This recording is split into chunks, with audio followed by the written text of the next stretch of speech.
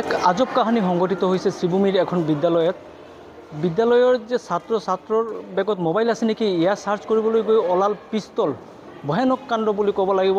আচলতে এই কাণ্ড সংঘটিত হৈছে শ্ৰীভূমি চহৰত থকা এইখন ফ্ৰণ্টিয়াৰ ছিনিয়ৰ ছেকেণ্ডাৰী বিদ্যালয়ত।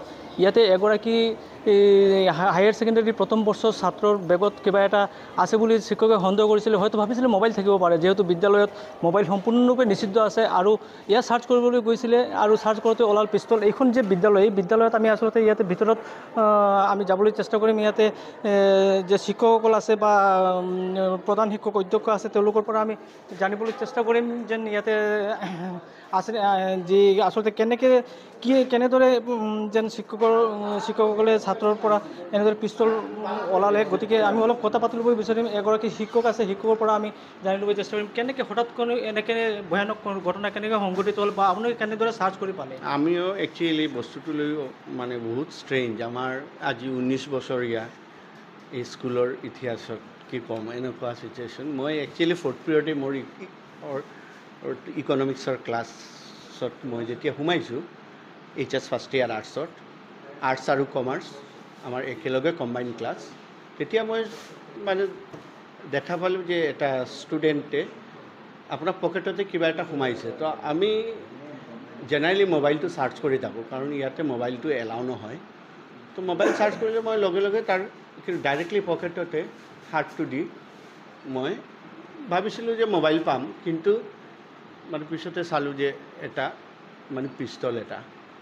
পিষ্টলটো দেখাতে খেলনা টাইপ লাগে, কিন্তু যেতিয়া মই এইটো ৱেইটটো চালোঁ তেতিয়া মোৰ অলপ ডাউট হ'ল যে এইটোতো খেলনা পিষ্টল নহয়।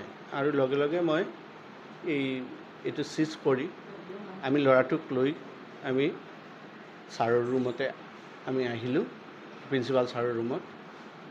আৰু আমি লগে লগে থানাতে খবৰ দিলোঁ OC ছাৰক।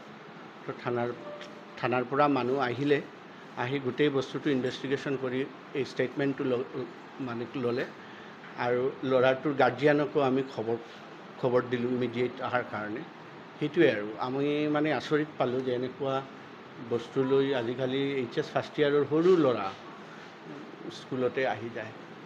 আচলতে যি ছাত্ৰগৰাকী নিশ্চয় নাবালিক হ'ব, আৰু তেওঁৰ নাম আমি ল'ব নোৱাৰোঁ। আপোনাৰ 16 ইয়াৰ্ছ প্লাছ নাবালিকে হ'ব, গতিকে আমি তাৰ নাম ল'ব নোৱাৰোঁ। কিন্তু মানে কিয়, কাৰ পৰা লৈছে, কি এনেকৈ কিবা জানিব পাৰিছে নেকি? এনে চাওক, আমি ইনিচিয়েলি আমি ল'ৰাটোক যেতিয়া সুধিলোঁ যে তুমি এই বস্তুটো ক'ত পালা, সি আমাক ক'লে যে বাহিৰৰ এজন মানুহে কোনোবা ক'লা এই কাপোৰ মুখতে মানে পিন্ধি এজন মানুহে তাক বুজি এইটো থ'বলৈ দিছিলে।